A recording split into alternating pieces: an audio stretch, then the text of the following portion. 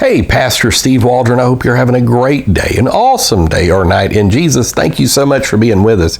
We're looking at our verse-by-verse journey through the book of Proverbs. Check out all of them. We're in lesson 68. We're in Proverbs 23, so we're on the downhill slide, so to speak, heading towards the end. It's Christian living in the Old Testament. It's practical life, and it's fantastic. So I want to memorize. I haven't memorized it yet. I'm trying to memorize the book of Psalms. Not doing a great job, I'll tell you. I'm in Psalm 142, but my retention is terrible.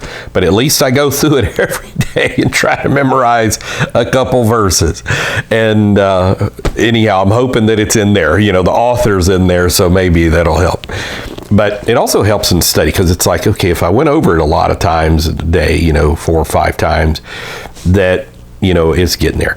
So let's get started. Verse 20 of Proverbs 23, it says, Solomon, wisest guy who lives from Adam to Jesus, be not among wine bibbers, among riotous eaters of flesh.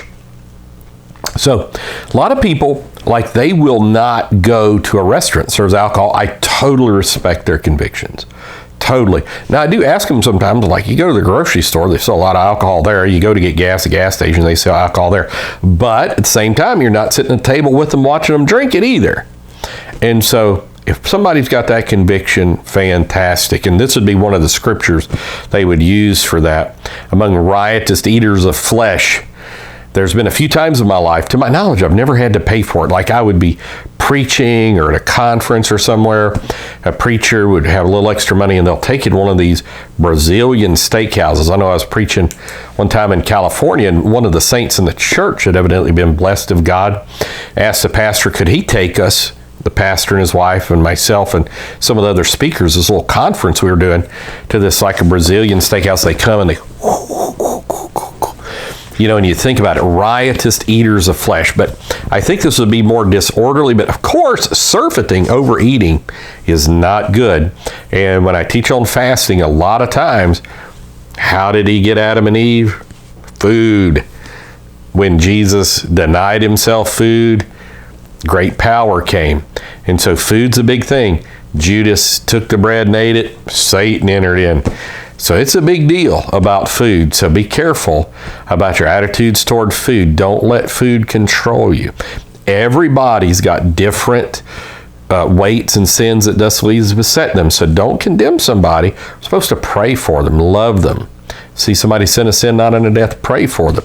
A lot of people don't like that verse in 1 John 5. They'd rather condemn, judge, blah, blah, blah. All right, among riotous eaters of flesh. Verse 21, for the drunkard and the glutton shall come to poverty. It's true. I mean, look at the drunkards. We have places downtown, they're taking care of drunks. The drunkard and the glutton shall come to poverty. Be careful about being the glutton. Learn to have temperance. Control your appetite. And drowsiness shall clothe a man with rags. And so when you just are in a constant, maybe stupor, I'm not talking about medical conditions and all this.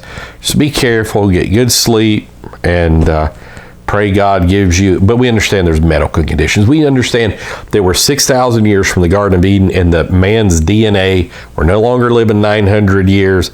Changes at the flood. Man's DNA is degrading. We're just not as healthy as we used to be. And so anyhow, but drowsiness shall clothe the man with rags. I had a young man in our Bible school one time. Love him to death. He was a wonderful guy. And he would always say, I love sleep. Well, Solomon says, love not sleep. He's like, I hate that. I can't believe that verse is in the Bible. He just, it really threw his paradigm shift out. So drowsiness clothe the man with rags, drunkard and the glutton shall come to poverty. Verse 22, hearken unto thy father that begat thee, and despise not thy mother when she is old. And that's a constant refrain. And some people spiritualize this, say, well, your heavenly father, your mother's a church, Jerusalem, which is above, which is the mother of us all. And I can understand there would be an application of that as well, but primarily talking about this. Now, I have people that struggle with this. Because evil men seducers wax worse and worse, deceiving, being deceived. A lot of sin in the world. They're like, man, my father was so evil. He abused me. It was horrible. My mother, she was like, whatever, she was off the chain. She had chemical imbalance or something. She'd just rip us to shreds and blah, blah, blah. Understand that. This is talking about, and I think everybody knows, under normal circumstances is what this is talking about. So verse 23, one of my favorite verses, buy the truth and sell it not. How do you buy the truth? With your opinion. My opinion. Forget my opinion. What's the truth of the matter? Buy the truth and sell it not. Truth is valuable. And man, the older I get, the more I realize how valuable it is. But if you don't have the love of the truth, strong delusion comes. Buy the truth and sell it not. Telling yourself the truth. I know a lot of people love to tell other people the truth. I'm just telling them the truth. Look in the mirror, tell yourself the truth. Have an honest assessment of yourself. That's huge. So buy the truth and sell it not. Also wisdom and instruction and understanding. Understanding why wisdom and knowledge is the right thing. What's underneath that? Knowledge of the holy is understanding. Wisdom, fear of the Lord is the beginning of wisdom. Instruction. Let people teach you and also learn from observation.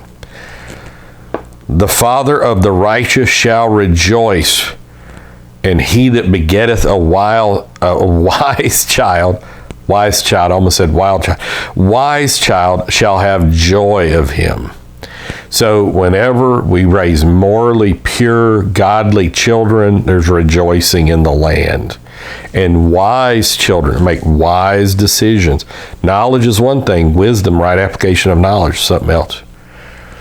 Verse 25, thy father and thy mother shall be glad, and she that bare thee shall rejoice. So when children, when they're trained up in the way they should go and they receive it, as we see 22:6, it's a blessing to the family.